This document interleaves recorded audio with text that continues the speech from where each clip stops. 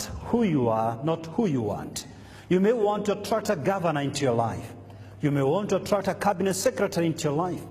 You may want to attract a corporate leader.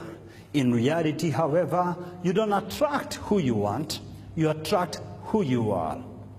Like begets like. Just like a young tree, the gardener shapes it, and it takes all the shapes that the gardener so desires.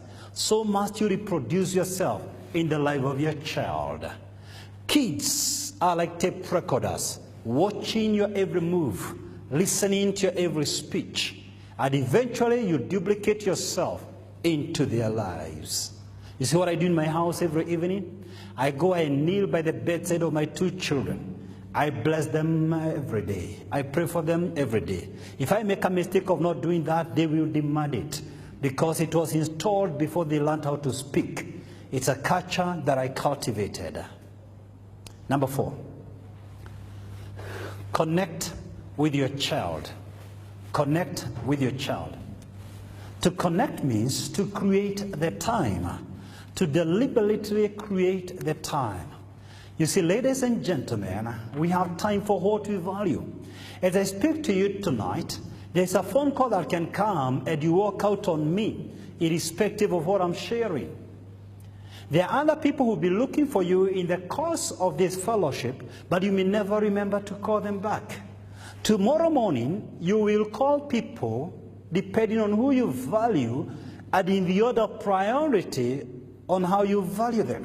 Put it otherwise, we have time for what we value. We have time for who we value. So if you are struggling to choose between making money and your children, if you are struggling to balance between work and your children, you might as well quote me, you don't value your children, you are in deception. Now, I want to pick 2 characters for you, and I trust and hope no one will use this message or distort it for whatever reason. I have deep honor and respect for the late President Nelson Mandela. I honestly believe he was larger than life. He was the greatest icon in our generation by the time he died.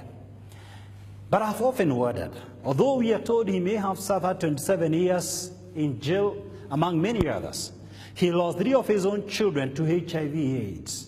Is it possible? Don't answer me. Food for thought. Is it possible? Is it possible? Deep down in his heart, he may have questioned his priorities. He may have wondered, was it worth it to save a great nation out of the forces of apartheid at the expense of my own children? If I needed to save a great nation and the world at large, then did I need to start a family? Food for thought.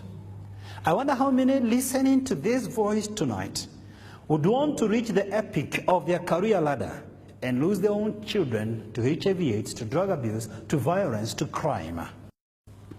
The only true Nobel laureate from this nation, Professor Wangari Maathai, on her deathbed, it was reported in the local dailies that the one thing she regretted is that she never spent enough time with her own children. If I may paraphrase the good professor, she learned a little bit too late that parental responsibilities cannot be delegated. You can't pick it up from where you left after gaining the fame and the fortune and then pick it up. The growth of children is irreversible. It won't wait for you to put up apartments and buy land and shares and stocks and then pick it up from your busy schedules from where you left. Once you lose every stage, the change is irreversible. A friend of mine one time told me something very interesting. He was carjacked, taken to Gong Hills, and the crooks were so convinced that he was refusing to part with money. But they were so gracious to give him some 5 minutes to make a last call. And they told him, look, we're going to give you a phone because we're going to kill you in just a moment. Make a phone call to whoever you may want. Please talk to me, talk to me. Talk to me if you can. Who do you think he called? His wife. Oh, what do you think he said? What do you think he said? Talk to me, talk to me. What do you think he said?